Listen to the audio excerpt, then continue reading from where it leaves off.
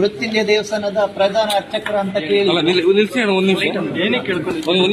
ಮೃತ್ಯುಂಜಯ ದೇವಸ್ಥಾನದ ಪ್ರಧಾನ ಅರ್ಚಕರ ಅಂತ ಕೇಳಿದ್ರು ನನ್ನನ್ನ. ಆಗ ಹೌದು ಅಂತ ಹೇಳಿದೆ. ನನ್ನ ಮನೆಗೆ ಹುಡ್ಕೊಂಡು ಬಂದ್ರು, ನಮಗೆ ನಿಮ್ಮಿಂದ ಒಂದು ಪೂಜೆ ಆಗಬೇಕು ಅಂತ ಹೇಳಿ ಮನೆಗೆ ಕರ್ಕೊಂಡು ಬಂದ. ಅಲ್ಲಿ ಮನೆ ಹತ್ರ ಬಂದಾಗ 10 ಮೀಟರ್ ಮುಂದೆ ನಾವು ನಾನ್ ವೆಜ್ ತಿಂದಿದ್ದೇವೆ, ನಿಮ್ಮ ಮನೆ ಬರುದಿಲ್ಲ, ಇಲ್ಲಿ ರೋಡಿಗೆ ಬನ್ನಿ ಅಂತ ಹೇಳಿದ್ರು. ರೋಡಿಗೆ ಬಂದಾಗ ಕೇಳಿದ್ರು, ನೀವು ಮೃತ್ಯುಂಜಯ ದೇವಸ್ಥಾನ ನೀವೇ ಅಲ್ವಾ ಪ್ರಧಾನ ಅರ್ಚಕ? ಹೌದು.